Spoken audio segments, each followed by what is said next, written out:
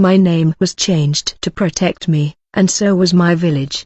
But what I am about to tell you is the absolute truth. For 19 years, I lived in the world of darkness. For years, I was a satanic agent, a family sorcerer, a man who participated in nighttime meetings where we planned the destruction of human lives, and during those 19 years, I learned something that I am going to reveal to you today, something that the agents of darkness absolutely do not want you to know. There is a category of Christians that we could never touch, never, no matter how powerful our incantations were, no matter how many sorcerers we gathered against them, no matter the sacrifices we offered, these Christians were untouchable, and the reason will surprise you. My name is Femi, I am 44 years old. I currently live in Kinshasa in the Democratic Republic of Congo, but I am originally from a small village near Bikara, on the shores of Lake Tumba, in Equateur province. It was in this village that everything began. It was in this village that my family carried a secret that I am about to reveal to you.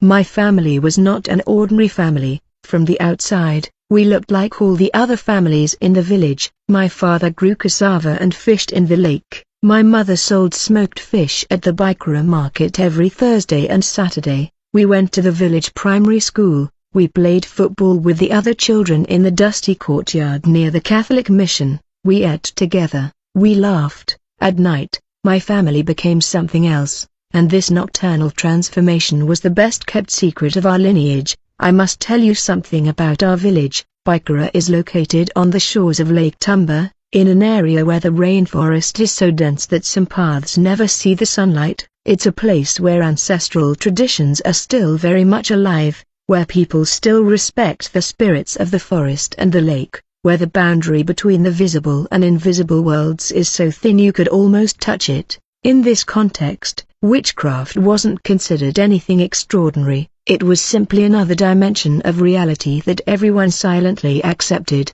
My grandfather, the one the whole village respected and secretly feared, was the chief witch doctor at the village, not just a simple fetish priest, not a local marabout. No, my grandfather led what we called the Night Council. It was an assembly of witches who met in the spirit world every night to decide the fate of the inhabitants of the village and the surrounding villages, who would prosper, who would fall ill, who would die. Everything was decided in these meetings. I remember, as a child, those strange nights when I would wake up and see shadows in our house, figures moving silently. I would hear whispers, voices speaking in a language I didn't understand. In the morning, when I asked my mother what it was, she told me not to ask. She said some things weren't for children, and I would stay silent. My father, on the other hand, never spoke of such things. He was a quiet, stern man, but I saw something in his eyes that I didn't understand at the time.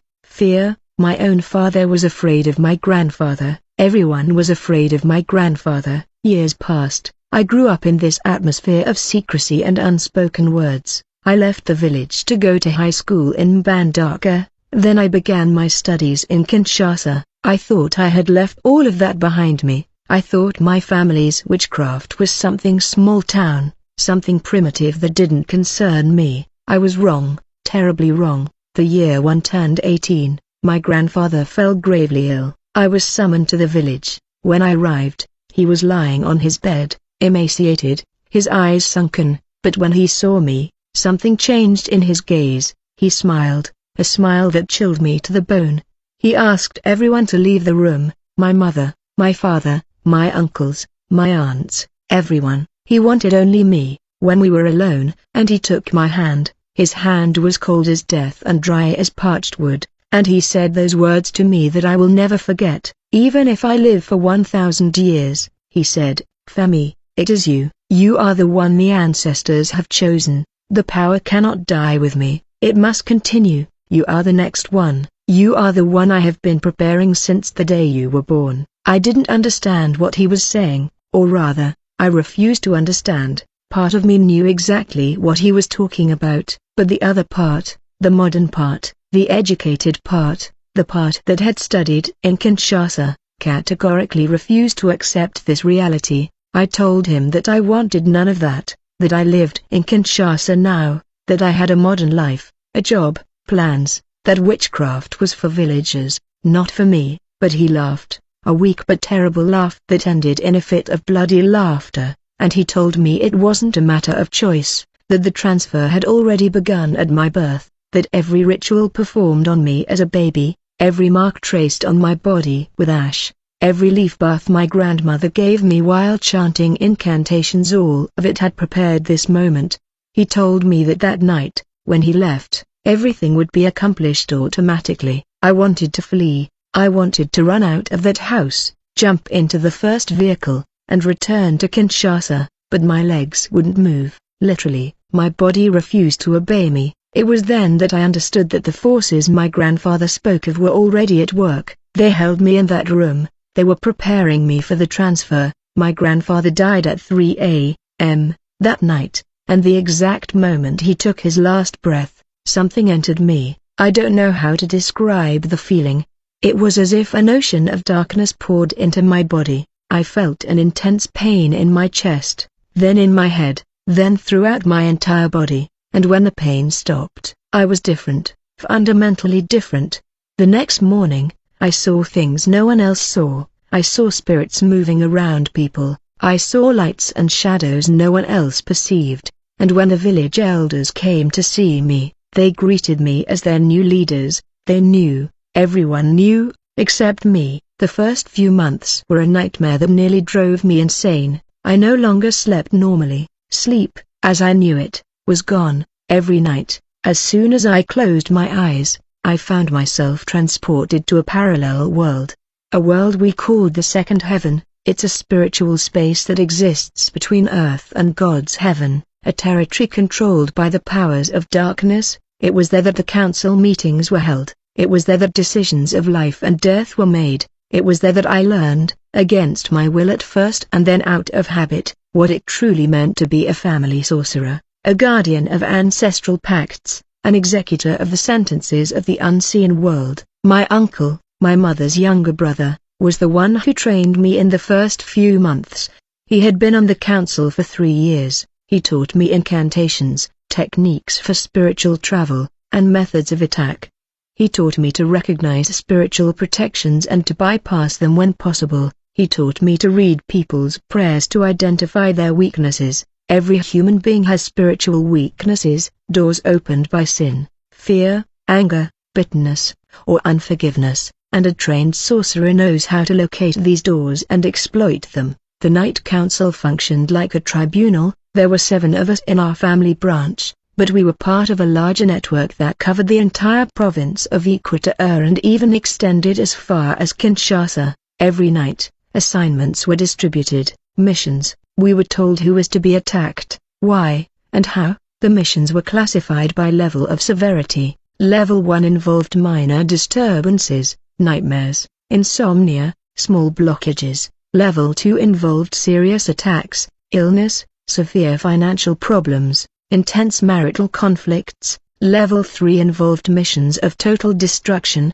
madness, fatal accidents, the complete destruction of a person's destiny. I participated in missions at all levels. Some missions came from family members themselves, an uncle jealous of his brother who was thriving in the fish trade, an aunt who wanted her daughter to marry before her cousin, a cousin who wanted to inherit his father's land before his other brothers, a nephew who wanted his colleague's job. Family witchcraft is the worst of all because it comes from those who are supposed to love you, those who eat with you, walk home with you, call you brother or sister by day, and plot your destruction by night. But it wasn't all family matters. We also received orders from outside. Businessmen would come to see the elders with specific requests, politicians who wanted to eliminate a rival, merchants who wanted to destroy the competition, women who wanted to win back a husband stolen by a rival. They wanted us to attack a business competitor, to render their enemy's wife sterile, to block someone's career, to cause an accident on the national highway between Bandako and Bikara, and each order had a price, not money. Even though money changed hands, the real price was always spiritual, a life for a life, a sacrifice for a result, and that sacrifice could be a member of your own family, your child, your mother, your spouse. People didn't know what they were really sacrificing when they came to see us. They thought they were offering a chicken or a goat, but behind every animal sacrifice, there was a human life marked for death. I quickly discovered that my specialty, the specialty I inherited from my grandfather, was night attacks, curses sent while people slept. This is when a human being is most vulnerable. When you sleep, your mind is exposed, your spiritual guard naturally lowers, and that's when we struck. I'll explain how it worked, not to frighten you, but so you understand exactly what you're up against. When the council decided to send a night curse against someone, this is what happened. We usually met between midnight and 4 in the morning. We invoked ancestral spirits, we recited specific incantations against the targeted person, and our spirits traveled to that person's home while they slept. What we did once depended on the mission assigned by the council. Sometimes, it was simply a matter of implanting terrifying nightmares to destabilize the person psychologically, dreams so realistic that the person they would wake up in a sweat, their heart pounding, unable to distinguish dream from reality, and these nightmares had a specific purpose. They were designed to instill fear because fear is the main gateway for the spirits of darkness. A person who lives in fear is a spiritually vulnerable person. In the past, it was worse, much worse. We deposited spiritual illnesses into the person's body, illnesses that doctors could never diagnose because they had no physical origin, chronic pains that moved around the body, inexplicable fatigue, heart problems that appeared and disappeared as if by magic. I saw people undergo dozens of medical tests without any doctor finding anything, and the reason was simple: the attack wasn't physical, it was spiritual. We were also stealing their destiny, their success, their joy of living. This is something many people don't understand. In the spiritual world, a person's destiny is visible. It resembles a light, a luminous path leading from the person to their future, and a powerful sorcerer can sever this path, can steal this light, can redirect this destiny to someone else. This is why you see talented,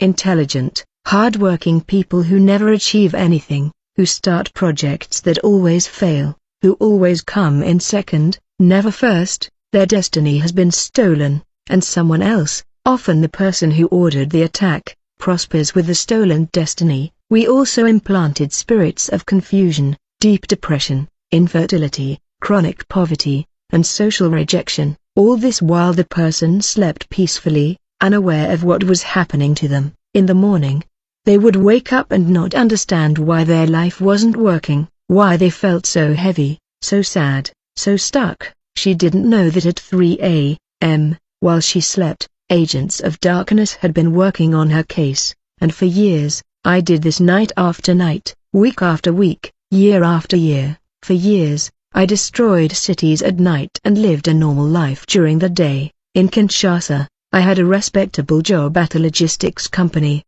I wore clean suits, I went to the office with a smile, I greeted my colleagues, I attended meetings, I ate with the same people I sometimes attacked at night on command. Nobody suspected a thing, not even my best friend at work, not even my neighbor who said good morning to me every day. This is the reality that many people refuse to accept because it's too frightening. Sorcerers don't live deep in the forest with feathers and eagles around their necks. They don't wear masks and dance around a fire in the dead of night in a remote village. No, they live among you.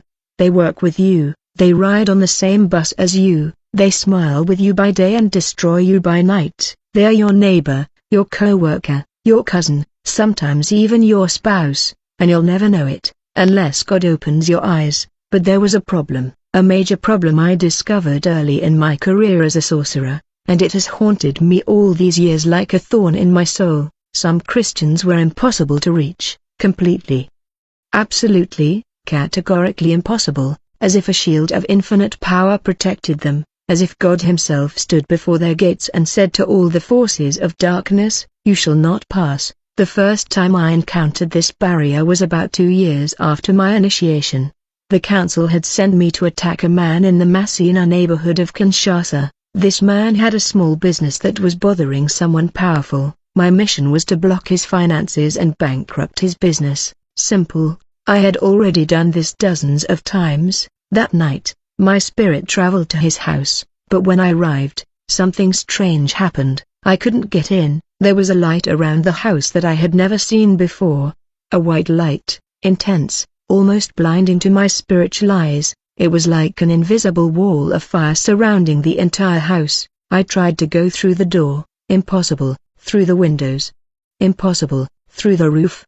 Impossible. The light repelled me every time I tried. I went back to the council and told them what had happened. The elders weren't surprised. One of them, an old man who had been practicing for over 5 years, told me something I've never forgotten. He said, "Femi, there are houses you can never enter. These are the houses of true Christians, not those who go to church on Sunday and live like pagans the rest of the week. No, the real ones, those who truly pray, those who know their Bible, those who live by their word." At first, I thought it was just a matter of prayer, that these Christians prayed so much that we couldn't touch them, but over time, I discovered it was more specific than that, much more specific. One evening, the council sent me to attack an entire family in the Njiraniri neighborhood, 5 people, the father, the mother, and 3 children. Someone wanted this family destroyed, divorce, illness for the children,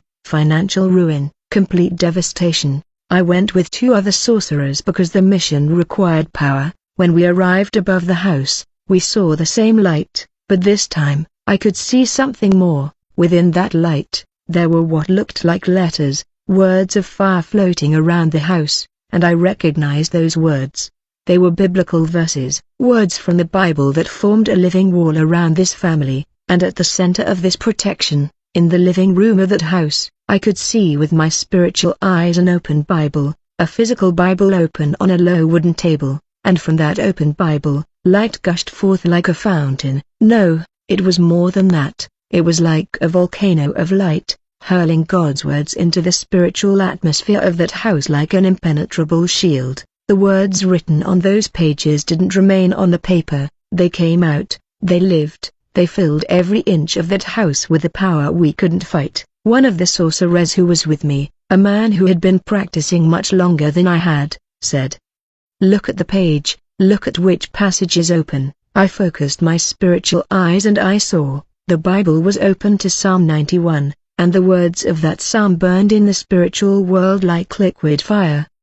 Golden flames emanated from every letter, every word, every verse. He who dwells in the shelter of the Most High will rest in the shadow of the Almighty. These words were alive, they pulsed with an energy that all the power of darkness combined could not combat. It was like trying to extinguish the sun with a glass of water. My companion told me, "Don't even try. When Psalm 91 is activated in a house, it's over. There's nothing you can do. You'll waste your energy. You might even be harmed by guardian angels. Let's go home. It's a waste of time." And so we went home. 3 sorcerers sent by a powerful council, armed with incantations and curses, were defeated by a book open on a table, defeated by words written on paper. But these were not ordinary words, they were the words of the living God, and I tell you today that these words have more power than all the witchcraft rituals of all time combined. From that day forward, I began to observe carefully,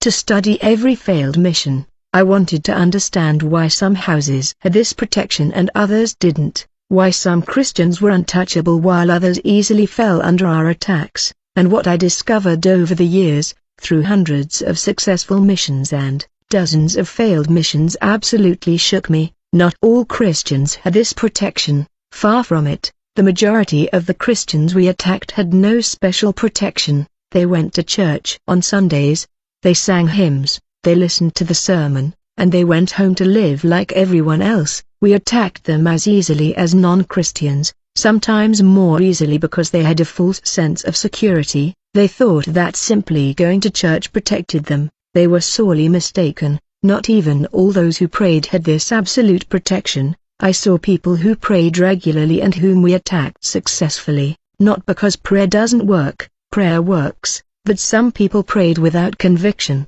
without real faith, out of habit or religious obligation. Their prayers rose, but they didn't create that impenetrable barrier I saw around truly protected homes, the most powerful protection, the one that we absolutely could not break through, not even by mobilizing 10 sorcerers together. This came from those who did something very simple but very deliberate. They kept their Bibles physically open at night, not tucked away on a dusty shelf, not closed on a nightstand under a cell phone and a glass of water, but open, pages exposed, words visible, and specifically open to Psalm 91. Let me explain what I saw in the spiritual world when a Bible was open to Psalm 91 in a house at night. The Bible itself became like a hotel of light. The words written on those pages projected into the spiritual world a reality that we, agents of darkness, could not bear. Each verse of that psalm became an angelic warrior, for it is written in that psalm that God will command his angels to guard you in all your ways,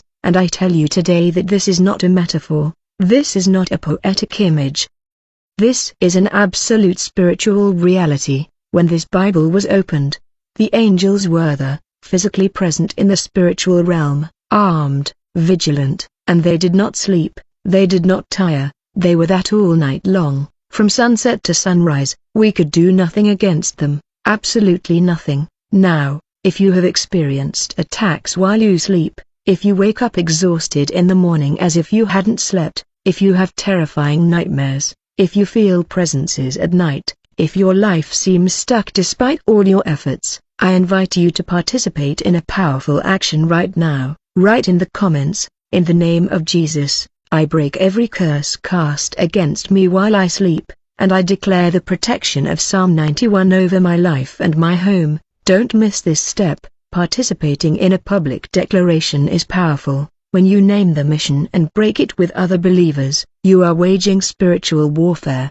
And I can tell you from experience that when hundreds of believers participate and proclaim victory together, the missions are broken. So participate now. Write in the name of Jesus, I break every curse cast against me while I sleep, and I declare the protection of Psalm 91 over my life and my home. That's why I want to tell you about the Destroy Affections, the 21-day deliverance protocol. It's a comprehensive system designed to identify and close every spiritual door in your life. It consists of 21 days of focused prayer, 21 days of strategic declaration, and 21 days of systematic deliverance from the 7 major attacks that Christians most often faced. When I was in darkness, this protocol was developed by believers who understand spiritual warfare to the core. I followed it myself after my deliverance. It was an integral part of my healing process, teaching me to recognize and close every door I had opened, both personally and for others.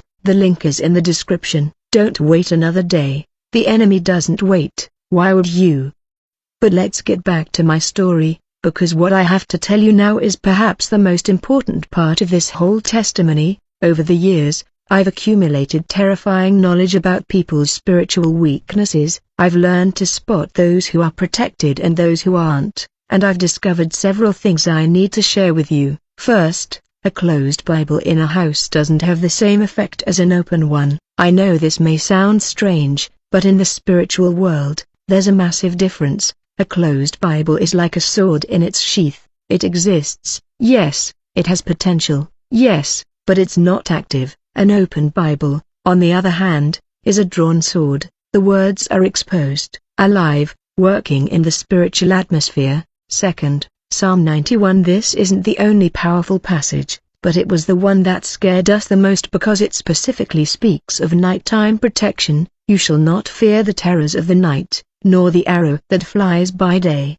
That's exactly what we were, the terrors of the night, and this psalm was our kryptonite. Third, the protection worked best when the person read the psalm aloud before going to sleep. Reading aloud activated something in the spirit world that silent reading didn't. When someone read Psalm 91 aloud, it was as if an alarm went off throughout the entire spirit neighborhood. All the agents of darkness immediately knew there was a protected house in that area, and we avoided it. Fourth, and this is crucial, the person had to believe in what they were reading. I've seen cases where people read the psalm superstitiously, like a magic ritual without real faith. The protection was then partial, but when someone read with genuine faith, with total trust in God, the protection was absolute, total, impenetrable. During those 19 years, I saw things I can't all recount here. I saw entire families destroyed because they had no spiritual protection. Happy couples turned into mortal enemies in a matter of weeks because of our curses.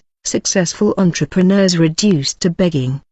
Brilliant young people driven to madness, all because they slept without spiritual protection. But I also saw the other side, the side that gave me nightmares. Even as a sorcerer, I saw Christians we attacked for months on end with no results, not the slightest effect. I saw families we targeted with the most powerful curses we had, and they continued to thrive as if nothing had happened. Their children succeeded in school, their businesses were thriving, their health was robust, their marriages were strong.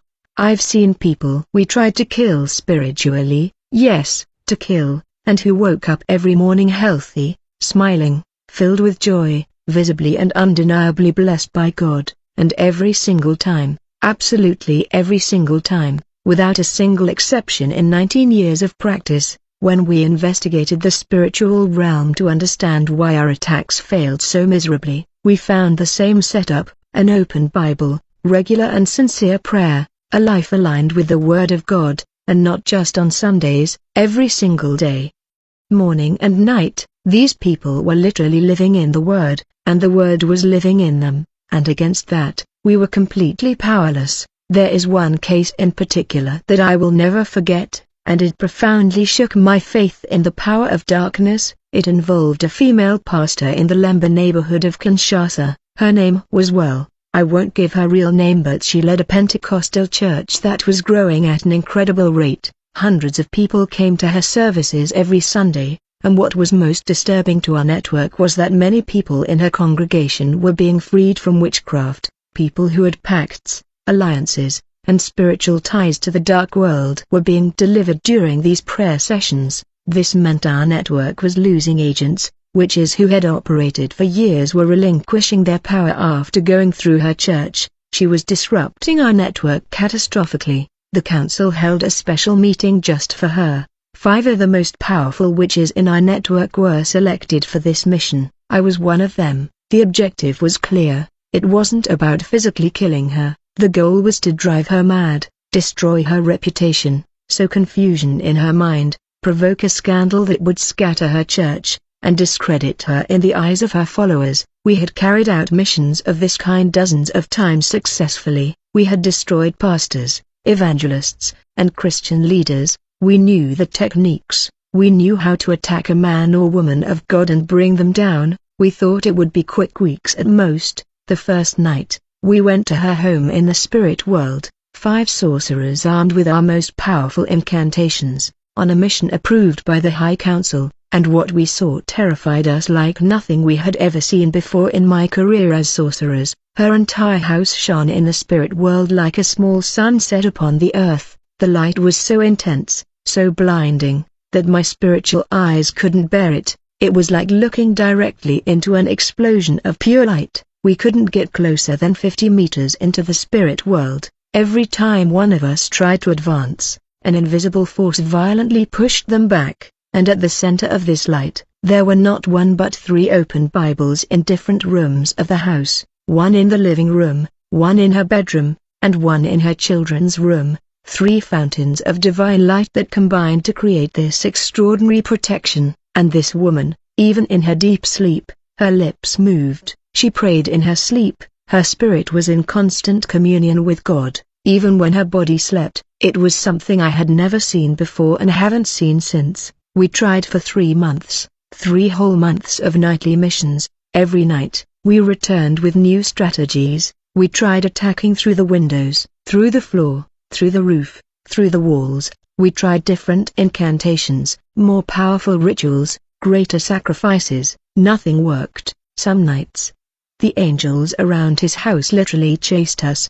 Angelic warriors armed with flaming swords would hunt us down, and we had to flee into the spirit world like cockroaches fleeing the light when a lamp is turned on in a dark room. It was humiliating. 5 powerful wizards, terrified by beings of light they couldn't even look in the eye. One of the wizards in our group, a 63-year-old man who had practiced for 4 decades, was injured during one of these chases. He returned to his physical body with excruciating pain in his right arm, a pain that never completely went away. He told me that the angel had touched him and that the touch had burned something inside him. He never participated in another mission after that. After 3 months, the council abandoned the mission. It was the first time in 19 years that I had seen the council admit total and unconditional defeat, and this defeat deeply troubled me because it proved that our power had limits, very clear limits. These very clear boundaries, set by God Himself, could not be crossed by any incantation, sacrifice, or power of darkness. Years passed, and the consequences of my life in witchcraft began to manifest with a violence I hadn't anticipated, because the world of darkness always demands a price, and the price is always higher than what you're told at the beginning. My grandfather never spoke to me about this price, nor did the elders of the council. No one tells you the truth when you enter witchcraft. No one tells you that you will pay with your health, with your happiness, with your humanity, with everything that makes life worth living. My health began to deteriorate alarmingly around the age of 38, unexplained pains throughout my body, as if my bones were burning from the inside out, constant headaches that left me prostrate for hours, episodes of dizziness that caused me to fall without warning. I lost weight rapidly, going from 80 kilograms to 62 in just a few months. My face had become that of an old man, even though I was barely 40. The doctors couldn't find anything wrong. I consulted a specialist in Kinshasa, had blood tests, scans, and x-rays. Everything was normal according to science, but I knew what was happening. The spirit world was consuming me from the inside. The spirits inhabiting me were feeding on my life force. That's the price all sorcerers pay. Spirits don't work for free, they get their ass kicked by slowly devouring you. My personal life was an absolute disaster. I had 3 serious relationships, and all 3 ended catastrophically. The first woman, a school teacher from Bandaka, started having inexplicable epileptic seizures 3 months after we got together. She had never had epilepsy in her life. The seizures stopped the very day she left me. The second woman, a shopkeeper from Kinshasa, lost her entire stock in a mysterious fire. Her store burned down in the middle of the night for no apparent reason. She, too, left me. The third woman had such terrifying nightmares during the 6 months of our relationship that she ended up being hospitalized for a nervous breakdown. Every woman who came near me ended up getting sick or experiencing inexplicable events that drove them to flee. The spirits that inhabited me didn't want me to have a normal life. They didn't want me to experience human love, tenderness, or intimacy. They wanted me entirely for themselves, alone, isolated, dependent. My nights were a perpetual hell. Even when I didn't have a council assignment, I didn't sleep peacefully. The spirits tormented me in my own sleep. Horrible visions of everything I had done, the faces of my victims paraded before my eyes like an endless horror film. Voices spoke to me constantly, reminding me of my crimes, laughing at my suffering. Nightmares so real that I woke up with physical marks on my body, scratches, bruises I couldn't explain. I had become a slave to the very power I thought I controlled, the ultimate tyranny. The master had become the slave, and then there was the guilt. My God, the guilt, because despite everything the world of darkness had done to me, despite all the years of conditioning, my conscience wasn't completely dead. Deep down inside, a tiny flame of humanity still flickered, refusing to be extinguished. A small voice told me every day that what I was doing was wrong, that I was destroying innocent lives, serving pure evil, that one day I would be held accountable for every ruined life, every stolen destiny, every broken family. This voice tormented me more than all the demons combined. One case in particular shattered me completely. The council had sent me to attack a young student who was bothering a wealthy man because the young man was courting his daughter. My mission was to block the boy's intelligence so he would fail his exams and lose his scholarship. Simple and quick, I was told. I carried out the mission, and this bright, promising boy did indeed fail all his exams. He lost his scholarship. He returned to his village, humiliated.